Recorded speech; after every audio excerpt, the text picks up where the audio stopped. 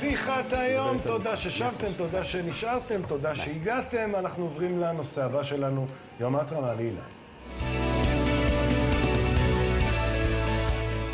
כבר למעלה מ-60 שנה שעמותת אילן, הארגון הישראלי לילדים נפגעים, מאמץ אל ליבו ילדים נכים, משתדל להקל, לשפר ככל האפשר את איכות חייהם.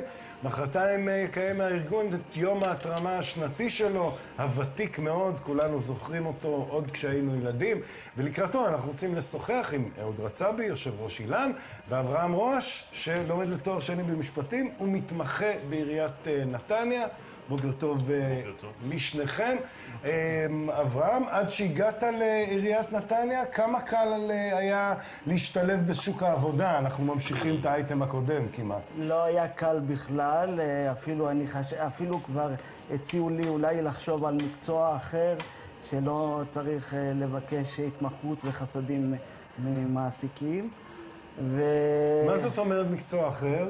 לחפש מקצוע שבעצם אני יכול לבטא את היכולות שלי ולא להזדקק לזה שלמעשה ייתנו לי את האשרת להמשיך בעולם המשפט. אבל בעצם אתה כבר, יש לך תואר במשפטים, אתה מראה לעולם שאין לך שום מגבלה. כן, אבל... יש את ההתמחות, בגלל זה, יש לו את הבעיה שלו. בדיוק. מה שקורה, נרתעים כיסא הגלגלים, נרתעים מעצם זה שצריך שהמקום יהיה נגיש לנכים, ולא רוצים להתמודד, מעדיפים להגיד שכרגע לא צריכים מתמחים, או שאין... אז איך בכל זאת עיריית נתניה? זה בזכות מר רצאבי,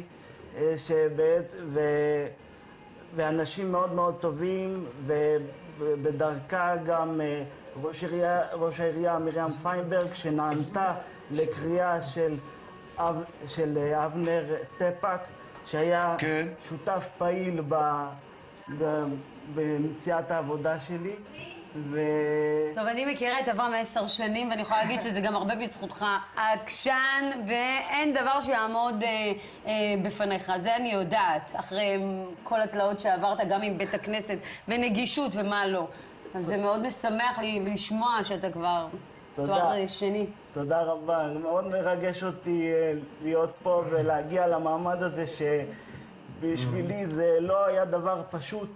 להגיע למצב שהיום אני יכול להגיד, אני עם תואר ראשון במשפטים ותואר שני, אני לומד בבר אילן, תואר שני בגישור, ואני מקווה להמשיך ולהתקדם כמה שאפשר. זה קצת, זה יפה, אבל מעט מאכזב. זאת אומרת, מעט מאכזב שאתם למעלה מ-60 שנה פועלים, ועדיין צריכים להתמודד עם זה. אז לצערי, אתה אומר, אתה יודע, כמו כל שמחה מעולה בעצם מסוים, ומצד שני אנחנו צריכים לראות את התקדמות העניינים. לפני 60 ומשהו שנים, אחד ממקימי אילן, יעצו לו לאשפז את הבת שלו שחלתה בניוון שרירים בבית חולים למשוגעים, לחולי נפש, כיוון שלא ידעו מה לעשות עם זה, למעלה 65 שנים בערך. אז הדברים כבר לא נמצא. אז עשינו כברת דרך. עשינו, עדיין, אני אומר, בכל הסיפור הזה, אנחנו כאזרחי מדינת ישראל מפחדים מהשונה. כל דבר שהוא שונה, ולא משנה כרגע אם זה אדם על כיסא גלגלים, או אדם בעל צבע עור שונה, או... יש איזשהו פחד שאני לא מצליח להבין אותו, ואם אנחנו רוצים להיות באמת אזרחים טובים יותר, במדינה טובה יותר, מן הראוי שבאמת נבוא ונראה מה אילן עושים במשך למעלה מ-60 שנה. זה פחד או שזה פשוט אין לאף אחד סבלנות, הנגשה... תראה, זה גם זה, אבל אני מאמין... זה הפחד או הטרחה? אני מאמין שזה קודם כל הפחד. נעשה סקר לפני מספר שנים, ו-20% מכלל הנשאלים תפסו את האדם הנכה כאדם מסוכן לחברה. אתה שמעת דבר כזה? אני אדם מסוכן לחברה. אנחנו מדברים על מחקר מהשנים האחרונות? מהשנים לפני כ5 שנים, כן. 20% מכלל הנשאלים במדגם תפסו את האדם בעל הלקות כאדם מסוכן לחברה. עכשיו, על מה אנחנו מדברים? חבר'ה, אנחנו קוראים להם מוגבלים. מי שם את המוגבלות? מאיר, מי שם את המוגבלות? חברת חשמל ששמה את העמוד שלה באמצע מדרכה ולא יכולה, ואז לא מאפשרת לו אותו אדם לעבור מדרכה? למרות שחברת חשמל בנושא הזה, אם כבר הרמת להנחתה, הם למשל, יש להם עכשיו איזה נראה לי נוהל פנימי להשיג בעלי מגבלויות, לדעתי הם שמו לעצמם יעד של 3%, משהו כזה. הם עושים שם עבודה נהדרת. אבל זה בדיוק הנקודה. לא היה צריך לבוא ולהתחנן בפני עיריית נתניה. אני חושבת שכל העיריות, כל הרשויות, כל המגזר הציבורי צריך לתת ייצוג הולם לאנשים עם מוגבלויות. וזה כברת דרך נהדרת. רגע, אברהם, כן. אנחנו מבקשים רק את ההזדמנות, וזה מה שקיבלנו מארגון אילן, וזה מה שקיבלתי אני מעיריית נתניה. ביקשתי את ההזדמנות. עכשיו מבחן התוצאה בזמן הזה הוא עליי, הוא על הכתפיים שלי. אנחנו לא מבקשים את החסדים, אנחנו מבקשים את ההזדמנות. ברגע שיפתחו לנו את ההזדמנות, כמו שנתנו לנו באגודת אילן, שנותנים לנו מלגות ונותנים לנו את הכלים, גם להיות עם ראש שקט, שאיך אני משיג את המלגה, איך אני בעצם מתמודד עם הקשיים היומיומיים של כל סטודנט.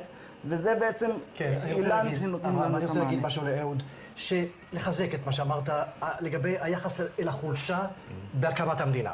שזה היה חריג ביותר במדינה שטיפחה את הכוח ואת העוצמה ואת העצמאות האישית. בא בן אדם, וזה נכון. אבל יפי הבלורית חזרו גם הם נכים מן המלחמה. אבל הם עדיין נשארו על היפי הבלורית שלו. במובן הזה עשינו כברת דרך להתייחס לאחר שונה מאשר עשינו לפני 50-60 שנה, שהתייחסנו לחולשה כאל פגם כמעט נורא שיכול לפגוע במדינה. במובן הזה אנחנו בדרך הנכונה, וכל הכבוד לעבודה שלכם. אנחנו בהחלט בדרך הנכונה. אני רוצה רגע להדגיש את העניין של אילן.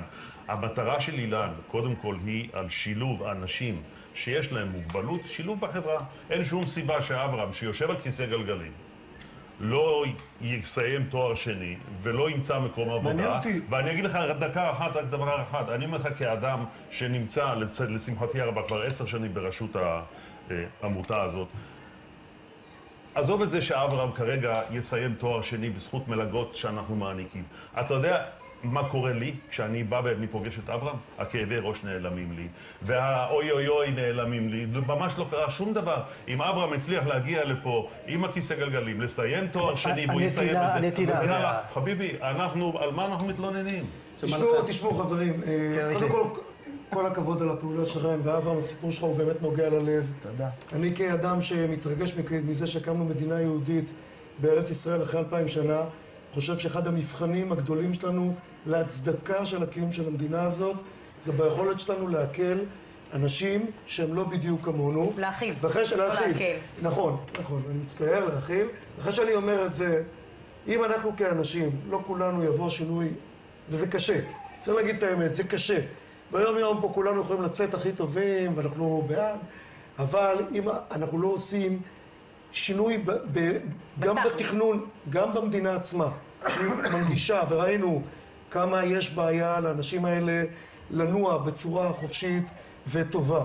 וגם אנחנו כאנשים, אני יכול לספר לכם שביישוב שלי, כל שמחת תורה, אנחנו מקבלים מוסד שנקרא קו לחיים, אנחנו רוקדים איתם ביחד, וזה מרחיב ומעצים את השמחה. ואני קורא לאנשים גם לנסות פעם לקרב את האנשים. אחרי שהבהרנו את הנקודה הזאת, אני רוצה לחזור אליך, אברהם. מעניין אותי, אתה יוצא מהכלל, נדמה לי, בלאן שהגעת, כן? לא, אני מקווה שלא.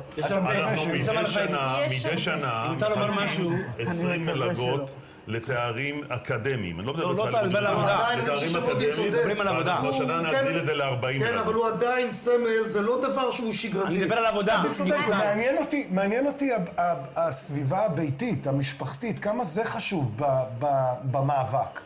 ההורים תמכו מהרגע הראשון שנודע שאני נכה עד היום, כמו שסיפרו שהיו הצעות להשאיר אותי בבית חולים ולהשאיר אותי במוסדות, וההורים שלי לא הסכימו בשום פנים ואופן. הם אמרו, אנחנו מקבלים את הבן שלנו איכשהו. זה ממש מרגש. מותר להוסיף משהו. קודם כל, אני חושב שבאמת נעשתה כברת דרך ארוכה, טובה מאוד וארוכה מאוד במדינה לטובתם של הנכים. היה חוק זכויות הנכה שעבר בכנסת, אם לא טועה, 12 או 13, ששינה באופן מהותי את היחס לנכים, את הנגישות של משרדי הממשלה. קשה מאוד לנכים בתחום אחד, להתקבל לעבודה. גם כשהם מוכשרים, בעלי השכלה, בעלי ידע, בעלי יכולת.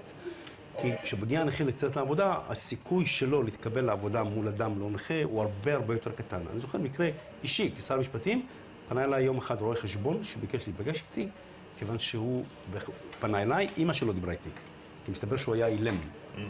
ואני הייתי מאוד סקרן, הוא כתב לי מכתב מאוד יפה, הזמנתי אותו לפגישה.